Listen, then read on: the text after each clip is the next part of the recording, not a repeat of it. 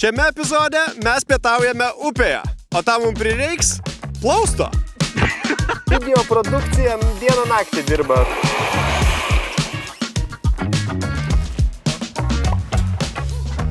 Na ką, turim tikslą, turim upę, bet neturim plausto ir neturim plano.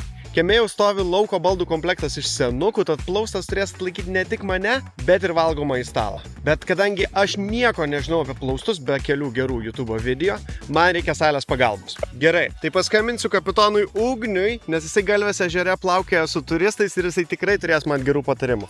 Jei, sveikas Ugniau!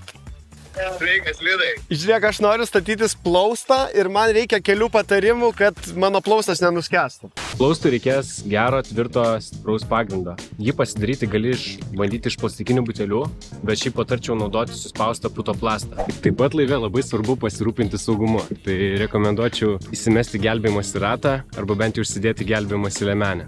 Rekomenduočiau laive turėti nedidelį varikliuką, o jeigu ne, tai bent jau pasidaryti kažkokį vairą arba turėti rimtą irklą. Svarbiausia tai pasimėgok visu šito procesu, nes būtent vandens yra didžiulis malonumas. Tai ką, didelis ačiū Ugniui, o mes šokam į mašiną, važiuojam į senukus.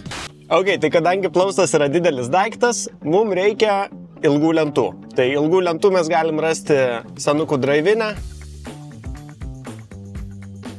Tai mums reikės plausto pagrindo, o čia yra 6 lapai ekstruzinio polisterio XPS. Aš ėmiau šitą, o ne šitą, nes šitas labai birus ir daug visokio plastikėlio bus. Ok, rėmas. O rėmui mes naudosim medį ir šituos profilius tam, kad visas rėmas būtų šiek tiek lengvesnis.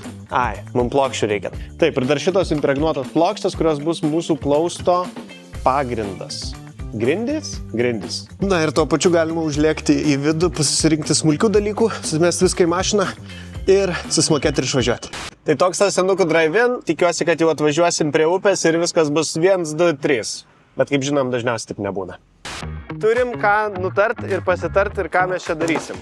Kaip matote, šiandien naudosiu daug skirtingų medžiagų. Mes viską sudėjom ant impregnuotos faneros, tada turim siją, kuri turėtų viską sujungti, tada šitie daikčiukai profiliai UW, aš nieko apie jas nežinojau prieš tai. Jie bus mūsų ekstrudintą polisterį prilaikantys rėmai. Ir čia viską reikia pripjauti, sutrumpinti ir taip toliau. Dažom, tepam, darom.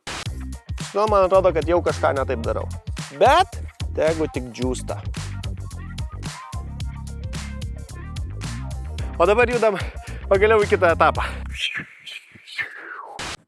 Mislijų, kaip čia reikia supjaustyti teisingai viską. Ir man atrodo, apsiskaičiavom kažką tai. Tikrai kažką reikės pjauti daugiau negu tikėjausi.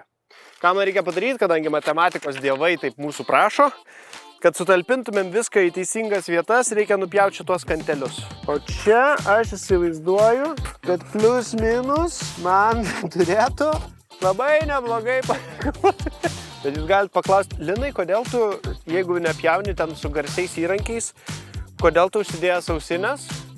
Tau pasakysiu, kodėl. Va šito.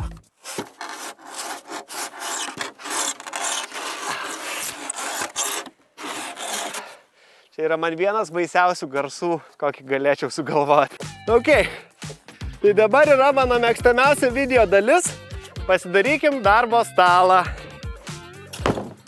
Taip. Kas dabar mums labai pagelbės, tai yra metras. Ir aišku, aš jo neturiu su savim. Ir Gründer diskinis pjūklas, nes su juo labai paprasta perpjauti medį. Zup. Jo, tai panašu, kad pjauna geriausiai medį. Kodėl aš neturiu pieštuko? Dabar mes žiūrėk, kokio trumpumo šitas yra. Tikrai viskas gerai.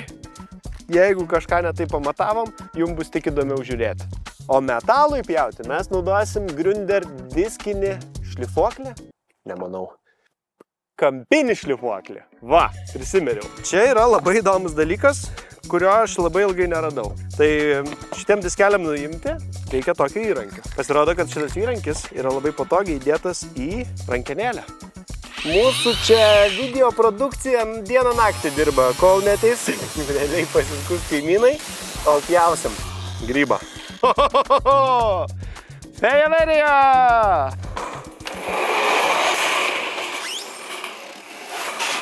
atsiprašau, man reikia šitą pasiskolinti biškį. Turėtų išlaikyti mūsų plaustą. Gerai. Tuoj. Mes grįšim po trumpos pertraukėlės, kai sudėsim viską į abu rėmus. Nu, žinai, jau taip sudėjus vieną, matavat, man visai jau atrodo, kad įmanoma šitą misiją, tiesiog ne per vieną vakarą, o per kelis.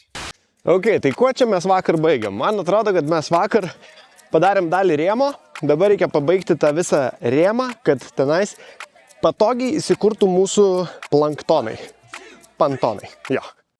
Grįžtam į savo darbo vietą tenais ir pasižiūrėsim, ką galim padaryti. Tad, kad ir kaip gražiai čia vakar viską sudėjom, sujungiam pasižiūrėjimui, šiandien reikės bent jau vieną pusę išardyti, nes aš noriu šitą susukti su šituo. Tadam!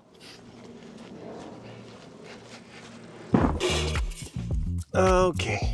Tai tam, kad prigręžti metalą į medį ir nereikėtų gręžti kažkokių tenais skilučių, mes turim specialius varžtus.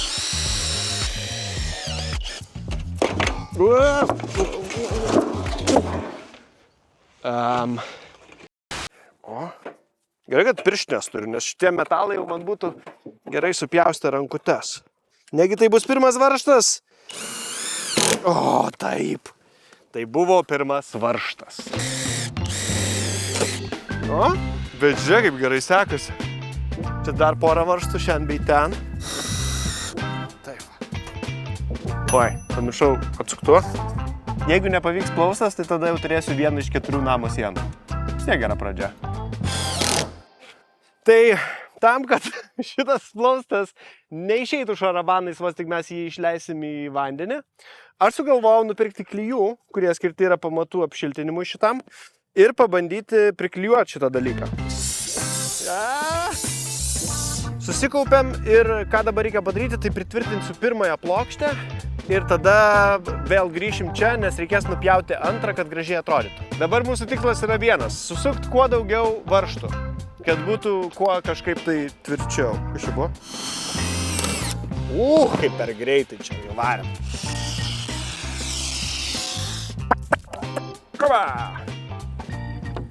O, stovi.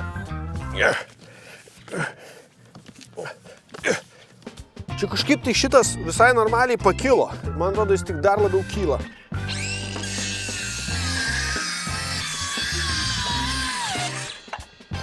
Tai ką, vyksta plausto gelbėjimo misija. Lentos yra iškilusios ten, kur neturi būti ir po jom džiūsta klijai. Jeigu klijai sudžius, tai viskas taip ir liks. Bandysiu juos sujungti ir gal išgelbėsiu plaustą. Oi, kaip puikiai netraukia. Man bent jau taip atrodo, kad geras naujienos. Tas vat nuo klijų nutikęs pakilimas, jis yra suvaldytas. Kaip karalius ir karalienė per olimpiadą. Tai daug sunkesnis, negu aš galvojau dabar. Pridėjom tą ir žiūrėk, jau gaunasi daug kilogramų. Jeigu ką, susitiksim Vilniuje. Mes esam, šitą upę teka į Vilnių, tai mes turėtumėm pasiekti vienaip ar kitaip Vilnių ir ten jau meskit virvę. Ei, mes einam! Mes nešam! Bičiuli! Dabar jeigu galima, prašau pagroti Titaniko muziką.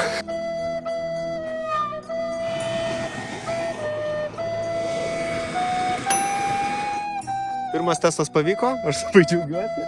Mes grįžinėjom į krantą, reikia mesti virvę. Čia dar biški lukai.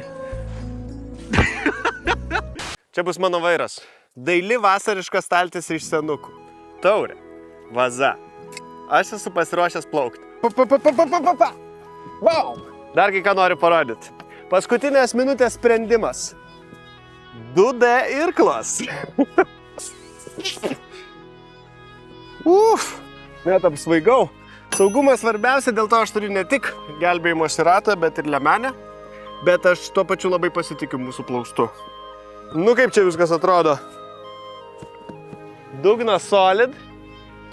Tai tokia tech apžiūra prieš plaukimą. Dar vienas svarbus dalykas – kablys virviai. Įdomu, kiek kartų už jo užkliūsiu po to. Puota kokia čia nusimato, klausyk.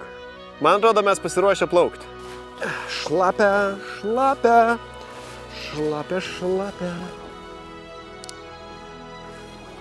O atrodo, kad aš vidury upės. Jau rimčiau. Mane vėl įnešė į žolės. Kur mano irklas? Ok, gal aš ir neturiu irklo, bet turiu kėdės. Susitiksim kitam epizode. Geros kloties, geros srovės. Ate!